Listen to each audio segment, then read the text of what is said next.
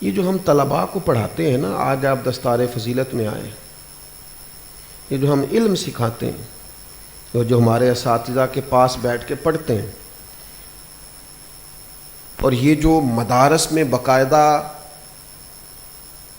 اس جیتے جاگتے کھاتے پیتے دور میں بھی تھوڑے پر قناعت کرتے ہیں، تو یہ تزکیے کی بہت بڑی صورت ہے۔ اور یہ جو میں نے کہا کہ برے عقیدوں سے اپنے آپ کو پاک کرنا ہے، تو جیسے جیسے انسان کو علم ملتا ہے، انشراح صدر بڑھتا ہے، اس کے اندر سے برے عقیدے نکلتے جاتے ہیں اور خیر پختہ ہوتی جاتی ہے۔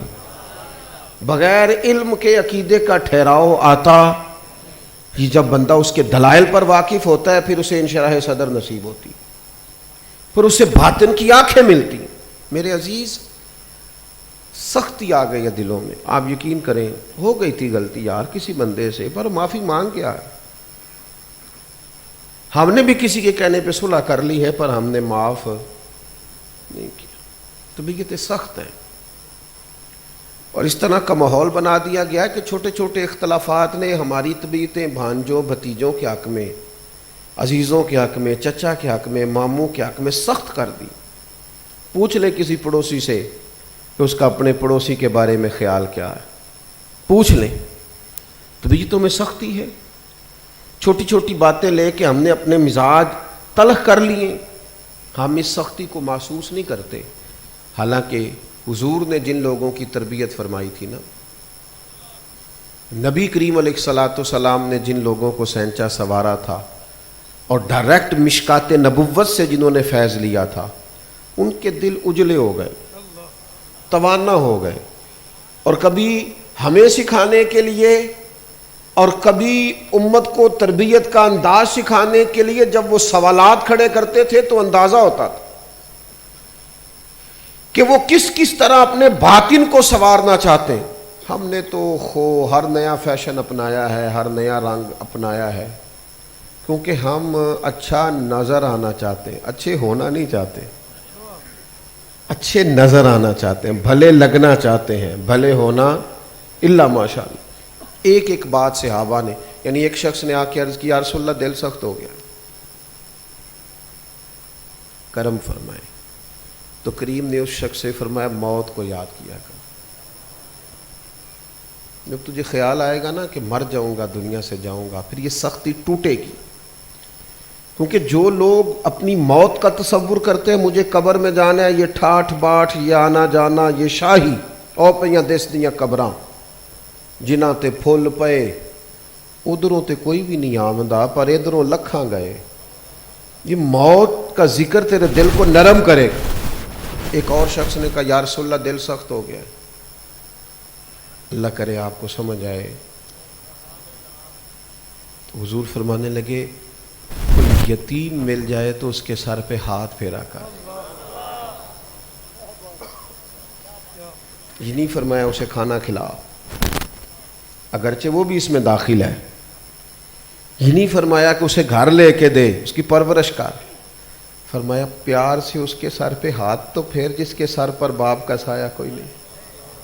آنا تو یتیموں کے ساتھ بیٹھ، ان کے ساتھ وقت گزار۔ ہمارے ہاں بھی لوگ جاتے ہیں یتیم خانوں میں، تصویریں بنواتے ہیں، ویڈیو بنواتے ہیں، فوٹو کھینچتے ہیں، بانٹتے ہیں لنگر یتیموں کے لیے، کہتے ہیں لائن بنا لو، اور تھوڑی دیر کے بعد حاجی صاحب ناراض ہو کے اندر چلے جاتے ہیں، کہتے ہیں تمہاری لائن ٹھیک نہیں، میں نہیں بانٹتا۔ حاجی صاحب بتانا، جب رب نے آپ کو دیا تھا تو اسی طرح ہی دیا تھا، یہی رنگ تھا آپ کا لینے کا، اور آج آپ کہتے ہیں یتیموں کی، بیواؤں کی، مجبوروں کی، میں لائن سیدھی نہیں، میں نہیں بانٹتا، چلے جاؤ پھر کبھی آنا۔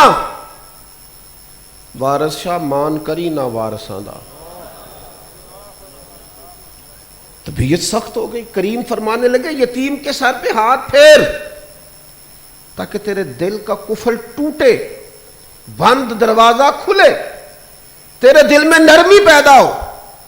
ایک شخص نے کہا دل سخت ہے، فرمایا قرآن پڑھا کر، پڑھ، اس کی تلاوتیں کر، یہ تب تیرے دل سے ٹکرائیں گی نا آیتیں، تو پھر تیرے دل کو نرم کریں گے، یہ تیرے دل سے قدورتیں دور کریں گے، زنگ اتر جائے گا۔ ایک نے عرض کی یا رسول اللہ دل سخت ہے، فرمایا اللہ کا ذکر کر، دل نرم ہو جائے۔ ہمارے صوفیاء فرماتے ہیں یہ جو حضور نے مختلف لوگوں کو مختلف طریقے بتائے نا، یہی ایک شیخ کے لیے نصیحت ہے کہ ہر بندہ ایک طریقے سے ٹھیک نہیں ہوتا، کسی کا علاج کچھ ہے تو کسی کا علاج کچھ ہے، کسی کے لیے دوائی اور ہے اور کسی کے لیے دوائی، مرض ایک ہے، علاج۔ ایک دوست نے مجھ سے پوچھا کہ ایک ہی طریقے سے نہیں سارے لوگوں کی تربیت ہو سکتی، کوئی نقش بندی، کوئی چشتی، کوئی قادری، کوئی کچھ۔ میں انہوں آخیا، میں کہا تو ہی مینوں ایک دن کہہ رہا سا کہ مینوں ڈاکٹری دوائی نہ فرق نہیں پیندا، میں کو حکیم ہی لبنا، تو میں کہ ہن اسی جڑے ڈاکٹری کھانے ہیں سانوں اجازت ہے کہ نہیں؟ اور کئی ان دونوں کو پسند نہیں کرتے، کہتے میں جناب ہومیوپیتھک کھانی ہے، تو ایک ہی مرض ہے نا۔ تو یہ سارے طریقے جو ہیں ان سے علاج ہوتا ہے نا، تو کسی کو اختلاف تو کوئی عرض نہیں ہے۔ اگر ہمارے بزرگ بھی مختلف طریقوں سے علاج کرتے ہیں، علاج ایک ہی بیماری کا کرتے ہیں، دل کی سختی کا۔ اپنی طبیعت میں گنجائش لائیں، نرمی پیدا کریں، طبیعت میں گھٹن لائیں۔ ہمارے آ گئی ہے، سختیاں آ گئی۔ کچھ عرصہ پہلے کی بات ہے، میں ایک کالم نویس کو پڑھ رہا تھا، اس نے لکھا کہ ہمارے نا ایک کالج میں جھگڑا ہو گیا کسی آفیسر کا، سمجھ لیں پرنسپل کا، کسی ٹیچر کے ساتھ۔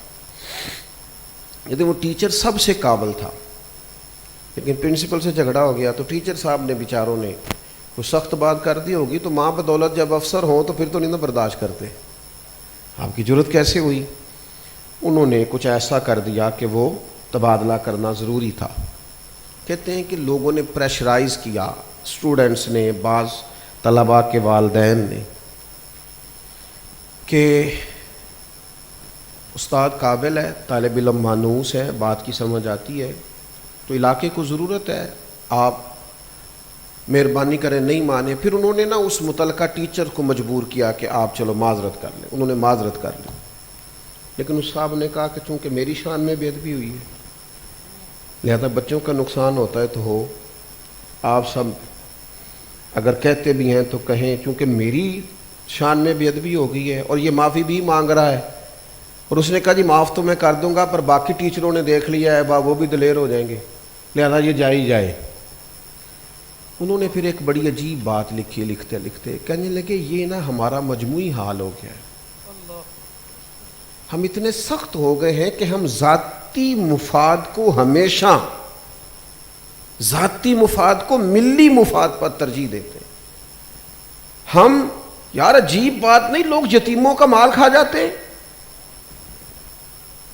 کسی یتیم کا مال تیرے گھر میں آئے اور تیرے گھر میں روشنی ہو جائے، یہ کیسے ہو سکتا ہے؟ بیواؤں کے پیسے کھا جاتے ہیں لوگ، کس کس نام پر کیا کیا تماشا لگاتے ہیں، ذاتی مفاد پر ملی مفاد قربان کر دیا۔ دل ہو نا نرم، دل ہو پیارا، دل ہو مخلص، تو آپ یقین کریں زندگی جینے کا مزہ آتا ہے۔ انسان مقصد کے لیے جیے تو وہ تھکتا نہیں، وہ اکتاتا نہیں، اسے کسی جگہ تکلیف نہیں ہوتی۔